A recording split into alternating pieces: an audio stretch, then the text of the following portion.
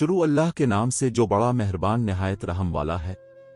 आइए चलते हैं आज की कहानी की जानिब। ये दो बहनें थीं, मोमिना और उज़्मा। दोनों में 1 साल का फर्क था। हम सब छठी जमात में थीं। एक रोज में इन दोनों के हमरा गुड़िया खेल रही थी कि उनका भाई मन्नान आ गया, जिसको सब मानी कहते थे। वो हमारे साथ बैठकर खेलने लगा। मुझे बुरा लगा। उसी वक्त मानी की शिकायत मैंने इसके अबू से कर दी, जो घर में ही थे। अंकल ने मानी को बहुत डांटा कि इतने बड़े हो गए हो और लड़कियों के साथ गुड़ियां खेलते हो, शर्म नहीं आती। गरज इतनी डांट पड़ी कि मानी की आंखों में आंसू आ गए। अब वो नाराज हो गया और मुझसे जलने लगा। वक्त गुजरता गया और हम चारों मैट्रिक में आ गए। जब मैट्रिक का रिजल्ट आया तो मैं अखबार लेकर उनके घर गई। मानी ने भी मैट्रिक का इम्तिहान दिया था। अखबार देखकर इसका चेहरा दमकने लगा। वो मेरे हाथ से अखबार लेकर रिजल्ट देखना चाहता था। मैं समझ गई वो क्या चाहता है। तभी मैंने तरस खाकर पूछा, मानी अपना रोल नंबर बता दो। मैं और वो अपना अपना रोल नंबर देखने लगे, साथ मोमिना और उज़्मा भी। मैं एक पर्चे में रह गई थी, जबकि वो तमाम पर्चों में पास हो गया था। मेरा चेहरा उतर गया। वो तसल्ली देने लगा। उसकी तसल्ली से मेरा दुख हल्का हो गया। यूं दुश्मनी दोस्ती में बदल गई और फिर रफ्ता रफ्ता हमारी दोस्ती किसी और जज्बे के ताबे हो गई, जिसका मोमिना और उज़्मा को बिल्कुल भी पता नहीं था। मैट्रिक के बाद मैंने उनके घर रोज का आना जाना बंद कर दिया। तभी मानी मुझे रोज शाम को अपने छोटे भाई के हाथ पान भिजवाने लगा, क्योंकि मैंने मोमिना से कहा था कि भाई मैं तो तुम्हारे घर पान खाने आती हूं, अब जल्दी नहीं आ सकती, तो एक पान भिजवा दिया करो। मानी पान 10 रुपए के नोट के साथ कागज में लपेट कर भेजता था। तभी मैंने एक रोज उसके भाई के हाथ नोट वापस कर दिए और साथ एक गुल्क भी भिजवा दी, जिस पर्चे में उसने कई नोट लपेट कर भेजा था। इस पर लिख दिया कि पान भेजने का शुक्रिया, लेकिन आइंदा पान के साथ नोट को वापस मत भेजना। मैं तुमको गुल्क भिजवा रही हूं, मेरे नोट इसमें जमा करते जाओ, कभी काम आएंगे। उसने ऐसा ही किया।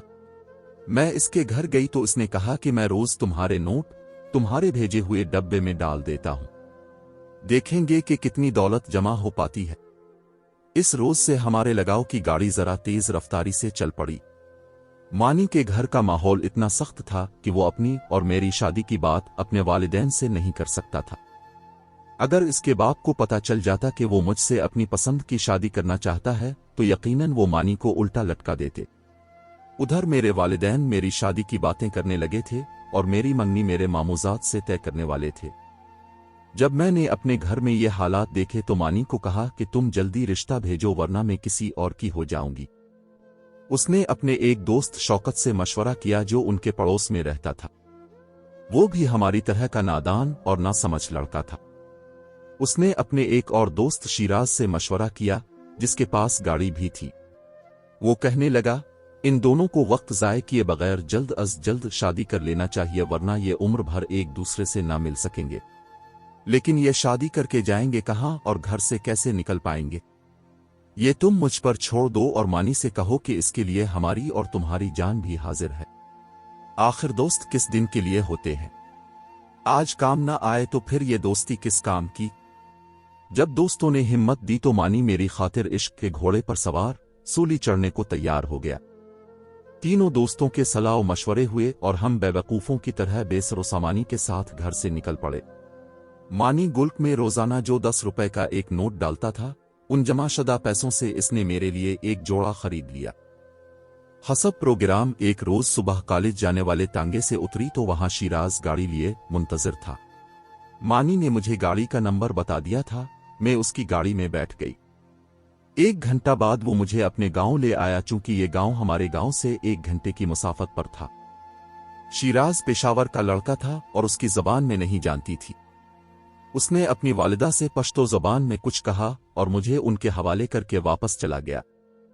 इस दौरान मानी और शौकत कहीं नहीं गए, बल्कि वो अपने घर पर ही मौजूद रहे। इन दिनों मेरी उम्र 17 बरस से कुछ ही ज्यादा थी। घर से निकलते वक्त मैंने ये भी न सोचा कि मेरे गायब हो जाने से वालिदैन पर क्या गुजरेगी।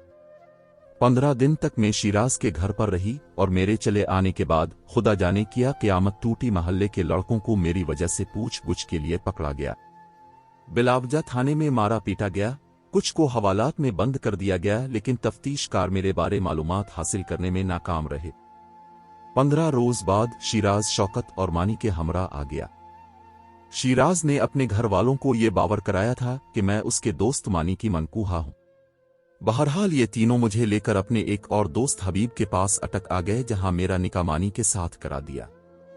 अब हम अपनी दानिस्त में मियां बीवी थे, ताहम हबीब एक सियाना शख्स था। उसने शरी निकाह के वक्त अपने एक रिश्तेदार वकील से भी राब्ता किया और फोटोग्राफर से मेरी बावक्त निकाह तस्वीर बनवाई। निकाहनामे के साथ वो हमें वकील के हमरा बड़े शहर ले गया। कोर्ट ले जाकर तमाम कानूनी कार्रवाई करवाई और कानूनी कागजात भी बनवाए। कोर्ट में मेरा बयान हुआ। इस सारी कार्रवाई में हमारे पास पैसे खत्म हो गए।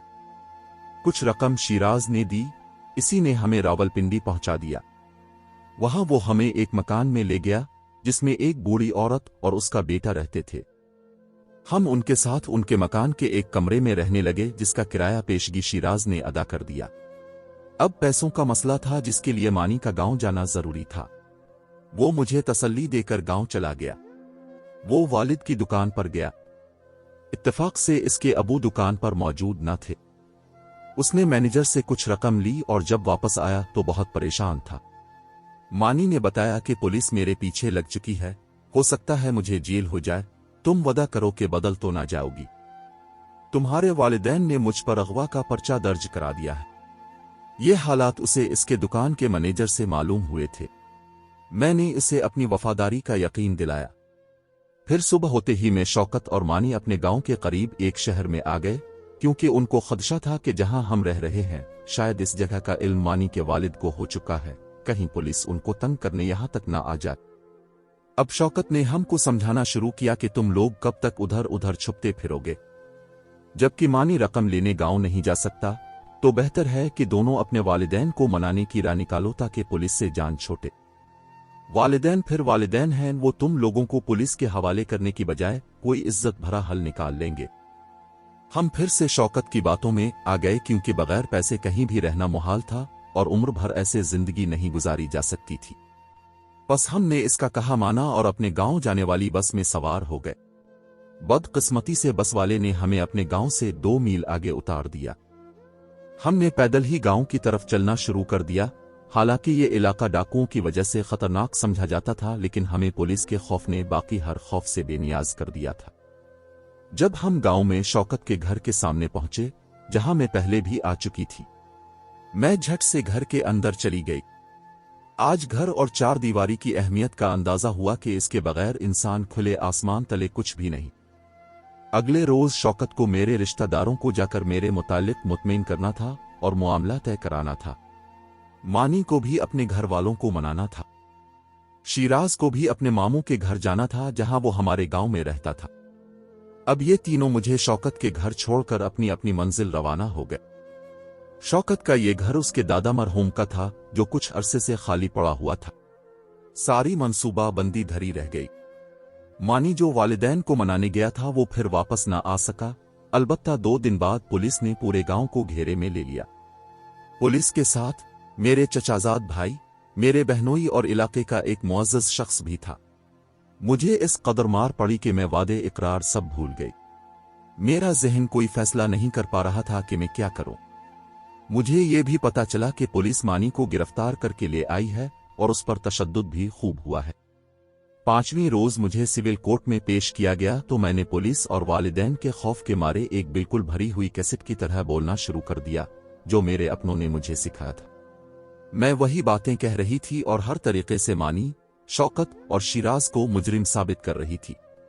मुझसे यहां तक बयान दिलवाया गया कि उन सब ने मेरे साथ ज्यादती की है। हालांकि मानी से निकाह हुआ और बाकी सब ने मुझे एक बहन की तरह रखा था और एक मैली नजर तक मुझ पर नहीं डाली थी। ये मैं जानती थी और मेरा खुदा गवाह था कि ये बाकी इस मामले में बेगुनाह थे, लेकिन अब तो उन सब पर वो हुदूद का केस बनवा रहे थे। इन सब का यही कसूर था कि उन्होंने हमारा साथ दिया था। जिस रोज मुझे बयान देना था, मानी को भी हथकड़ी लगाकर कोर्ट में मेरे सामने लाया गया और फिर मैंने इसके सामने भी वही बयान दिया। मानी की आंखों से आंसू बहने लगे और उनमें यही सवाल था कि तुमने मेरी वफा का ये सिला दिया। जब मैं बयान दे चुकी तो मानी ने बेइख्तियार कहा, अगर तेरे बयान पर मुझे फांसी की सजा भी हो जाएगी तो परवाह नहीं है, खुदा करे आइंदा तुमको कोई तकलीफ ना पहुंचे। सबके सामने इसका ऐसा कहना था कि मेरा सर शर्म से नीचे हो गया। जब मुझे घर लाया गया तो मैं बहुत रोई, मगर ये मानी को कौन बताता कि घर आकर मैं अपनी बेबसी पर कितना रोई हूं।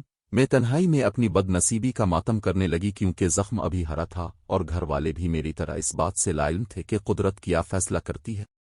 वो समझ रहे थे कि हमने इन नादानों को उनकी जवानी और जुर्रत की खूब सजा दी है, लेकिन एक सजा अभी और बाकी थी। वो ये थी कि एक नई रूह मेरे वजूद में जन्म पा चुकी थी। वक्त गुजरा तो मेरी माँ को एहसास हो गया कि एक क़यामत अभी हमारी मुंतज़िर है। उनके हाथ पांव फूल गए, भाग दौड़ शुरू कर दी गई, लेकिन इस मरहले से निमटना आसान नहीं था और मैं भी नहीं चाहती थी कि एक रूह को इस दुनिया में आने से पहले कत्ल कर दिया जाए, मगर इसके सिवा चारा न था। माँ और मेरी बड़ी बहन इसी भाग दौड़ में लगी थीं और मैं जाए नमाज पर दुआ करती थी, खुदा करे उनकी ये भाग दौड़ कामयाब ना हो और ये मजबूर होकर मुझे फिर से मानी के साथ जिंदगी गुजारने की इजाज़त दे दें, ताकि एक नन्ही जान पैदाइश से कब्ल मौत के मुंह में जाने से बच जाए और हम दोनों भी तबाह व बर्बाद होने से बच जाएं। मेरी दुआ कबूल हो गई। किसी नर्स, किसी डॉक्टर ने कत्ल के इस फेल की जिम्मेदारी लेने की हामी ना भरी। जब माँ ने जान लिया कि इस हकीकत से छुटकारा मुमकिन नहीं है, तो उसने मुझे अपने एक रिश्तेदार के घर दूसरे गांव भिजवा दिया, जहां मैंने इस बदनसीब को जन्म दिया, जिसको पैदा होते ही मुझसे जुदा कर दिया गया। वक्त किसी का इंतजार नहीं करता। दिन हफ्तों और हफ्ते महीनों में गुजरने लगे। बहुत से रिश्ते आए, मगर जब उनको मेरे माजी बारे इल्म हुआ वो दोबारा नहीं आए, क्योंकि मैं दरख्त से गिरा हुआ वो फूल थी जो दागदार हो चुका था। मुझे भी शादी से नफरत हो चुकी थी, जो मुझ पर क़यामत गुजर चुकी थी। आज इस वाक़ये को 30 बरस होने को आए हैं, मगर दिल का जख्म आज भी हरा है। ये वो गेव है जो कभी भरा नहीं जा सकता। ये मेरी बचपने में एक जज्बाती कदम की सज़ा है जो अभी तक बाकी है।